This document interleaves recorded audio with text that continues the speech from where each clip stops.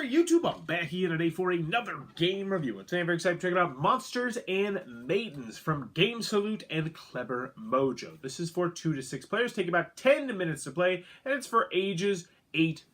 And in Monsters and Maidens, you are going to be chucking dice and trying to rescue maidens and hopefully not have monsters steal those maidens back from you. It is a very light, simple dice rolling game, but is it good? Let's open it up and I'll tell you what I think. Alright then, we're going to take a look at what you're going to get inside of Monsters and Maidens. So first and foremost, we got our handy dandy rule pamphlet. It's one really long page, double-sided. It's got a lot of text, but it's pretty well done. It should have you up and running pretty smoothly. I did make one pretty large mistake the first couple times I played the game, but I will mention that more in the pros and the cons. Not the rule booklet's fault, just me assuming things. So in Monsters and Maidens, you are going to try to take your hero, which you can either have a lady hero or a dude hero, and you are going to try to get as many princesses as you can. At the end of the game, whoever has the most princesses will win the game. The game will end, and it has kind of a weird end game condition, once the combined score of all the players is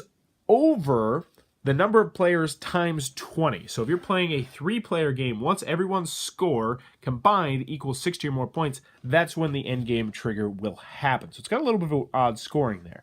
But let's go over the components. Let's get into the gameplay. So component-wise, you're going to get these cards down here. This is where you're going to put your princesses when the monster captures them. This is where you're going to put the princesses when the hero rescues them. This is just a completely random card that you're never actually going to use, which just has princesses on it.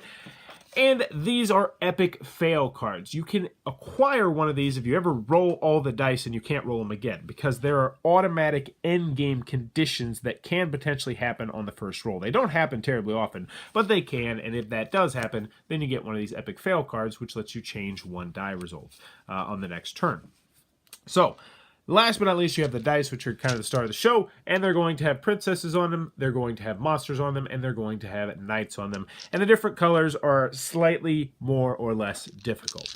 And let's just go over what you're going to do on your turn, because that's the easiest way to teach you this game. You're going to roll up all the dice at the beginning of your turn, and you're immediately going to put all of the princesses you rolled onto the hero dice, because you have rescued those princesses.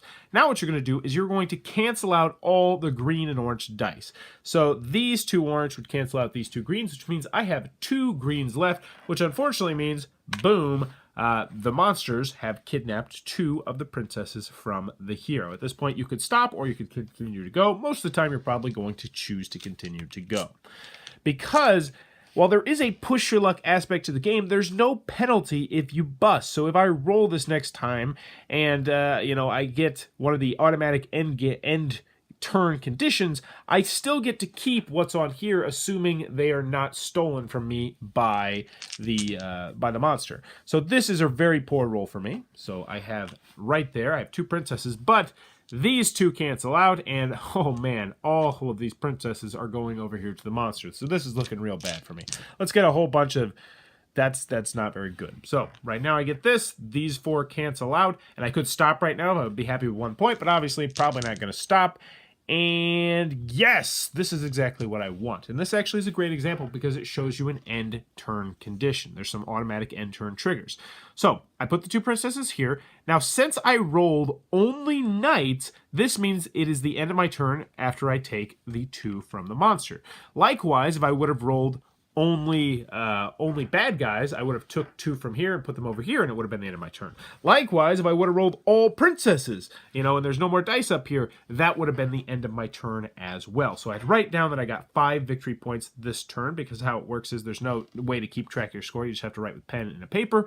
And then you are going to continue moving forward. The next player will go the exact same thing. You're going to rinse, wash, and repeat until someone has gotten we talked already about how the weird end game condition, but whoever has the most points at the end of the game will be the winner of Monsters and Maidens, and that in a nutshell is how the game is played. Alright then, Monsters and Maidens from Game Salute. What are my final thoughts? Let's go over the pros, let's go over the cons. First, on the con side, game's not going to be for everybody for a variety of different reasons. First and foremost, it's very light, it's very simple, there's not many choices, there's not much strategy in this game, which will immediately turn off a lot of people. It's a little too light for me to be a game night filler game, despite the fact it definitely is the kind of one that's easy to learn, easy to teach, that could fit that category, but I feel like there's a lot of other games that are in the 10 to 15 minute time range that I liked better than this game. Not to mention there is no player interaction in this game, just zero. Zero player interaction in this game, which will be a turnoff to a lot of people. Another comment of this game, component-wise, is the fact that the dice are okay. I mean, they're custom dice, which is nice, but they're okay dice. But the biggest con I have is the fact that they just included this extra card with a maiden on it, and they could have done something else. Like, this should have been a player reference card, maybe a score reference card to help you remember how the scoring works in the game, or a score tracker, or anything else they could have done with that extra card instead of just making it a blank card with a princess on it. Just little things like that kind of bug me, especially about minimalist games when they don't use all the space in their game properly. Now, the biggest con that I have with this game, there's a couple biggest cons that I have with this game, is first and foremost, I played the game incorrectly the first few times I played the game. That's not a fault of the rule booklet, that's a fault of mine, because I assumed that when you hit an automatic end turn condition that you scored 0 points, when in fact you actually scored points. But here's the problem with that. That kind of cheapens the press your luck aspect of the game, knowing that most likely you're still going to score some points even if you bust, and I did not like that part of the game. Now, that being said, when we played it as a purely press your luck game, where if you busted you got 0 points, the game took way stinking too long. And this game actually does take too long anyway at 6 players, which is a bit of a bummer, and 5 players.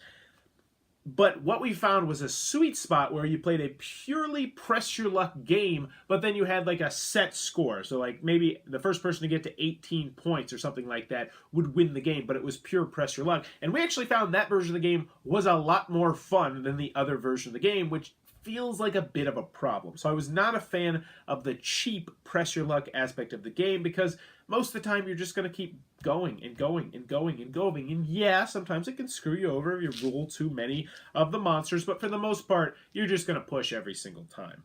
Also, the scoring in the game is a little bit wonky. Like, I have never heard of a scoring condition like that, where it's like, all right, take the number of players times 20, and then once you get that, that's the end of the game. It's like, okay. Weird. I don't understand that. Too long, the higher player counts, and yeah, that's pretty much what I got on the con side. Moving on to the pro side, if you couldn't tell, I think this is an okay game. I think it's an okay family game. I think your kids will have fun with this game. I think this is an okay sit at a bar and drink, or sit around a table and play a game while you're socializing, where the socializing is going to take precedence over the game. I think it's an okay game for that. I think this is a decent gateway game, but for the most part, it's purely okay. Am I going to play it again? Probably not. I'm probably going to get rid of this game immediately after I review it, just because other games that fit this time frame, that are easy to learn and easy to teach, are just better than this game. And I feel like that's why this game has been kind of lost to time. You know, Dungeon Roll is still very popular. There's other there's other press your luck games with dice that are still very popular, like Zombie Dice and what is it? The one from Tasty Missile Game, that are still popular, and this one's not. And that's because no player interaction, it's a little bit too long, and there's just not enough choices in the game, and the press your luck aspect of the game just isn't that good. So in the end, Monsters and Maidens, it's okay. I can't recommend it, but it's okay. It's not bad. That's what I got. If you enjoyed this review, please sure to click on that subscribe button down below in the comments below. Let me know. What's a game that you got in your collection? It's just okay. Why do you keep that game? That's another good aspect of that question. So for me personally, a game that's in my collection is just okay. I probably actually have a lot of them. And for me personally, that's an easy question to answer, because I made a vow to all my subscribers that I will play and review every single game that I have in my collection, no matter how mediocre or just okay or bad it is, before I get rid of that game. So I actually have probably a lot of games like that in my collection. Case in point, that are like that. Let me know in the comments below. Do you have a game like that in your collection, and why do you keep it? And as always, thanks for your time, YouTube.